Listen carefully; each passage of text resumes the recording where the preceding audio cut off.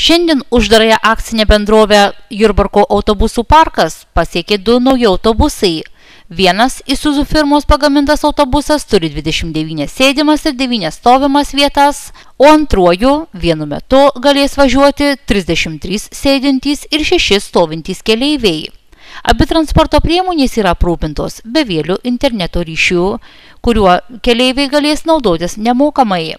Bendra abiejų šių autobusų vertė 175 000 eurų skaičiuojant be pridėtinės vertės mokesčio. Autobusus savivaldybės valdoma įmonė įsigijo iš uždarosios akcinės bendrovės Saločiai ir partneriai už nuosavas lėšas. Leidimą pirkti šios autobusus atsižvelgdama į uždarosios akcinės bendrovės Jurbarko autobusų parkas prašymą, jų turimų autobusų amžių bei siekiant užtikrinti kokybišką ir nenutrūkstantį keleivių bei mokinių pavėžėjimo paslaugos tiekimą, rajono taryba priėmė šių metų birželio mėnesį vykusiame rajono savivaldybės tarybos posėdyje.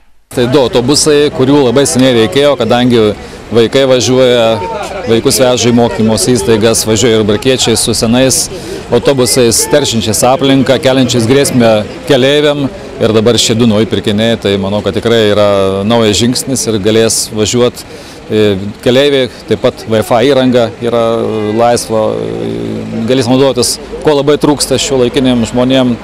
Ir manau, kad tikrai visi, kurie važiuosis, tai džiaugsis, nes tai yra pirktos visų mokesčių mokėtojų pinigus, mūsų rajono mokesčių mokėtojų pinigus. Vienas autobusas yra skirtas vietiniam susisiekimo maršrutam, o kitas yra tarpmiestiniam maršrutam. Ir taip pat manoma, kad galės vykti ekskursijas į užsienio keliones, kadangi yra taupus, vartoja apie 17 litrų 100 km kuro, talpius bagažo skyrius, tai tikrai, ko pas mus nebuvo pasiūlos, ekskursijoms į užsienį galės būti naudojamas šiems tikslams.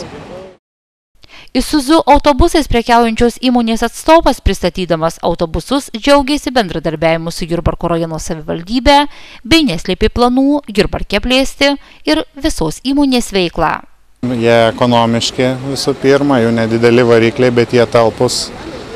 Tokios klasės autobusai, jie labai perkami.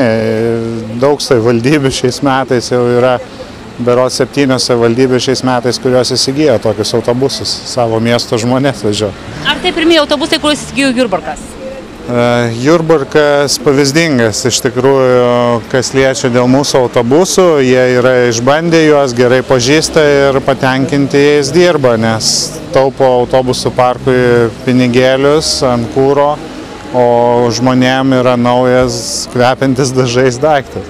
Mes numatę esame Isuzu plėtrą po Lietuvą ir būtų vienas iš taškų Jurbarke dėl serviso, dėl aptarnavimo, kad pats autobusų parkas, jeigu paruoš žmonės, mes dasidėsime, padarysime apmokymus, išvešime į gamyklą, įgaus tam tikrą sertifikavimą, tie žmonės galės daryti tiem autobusam aptarnavimą ir tai galės būti Jurbarkui geras postumis toliau naudoti Isuzu ir vietoje tvarkytis.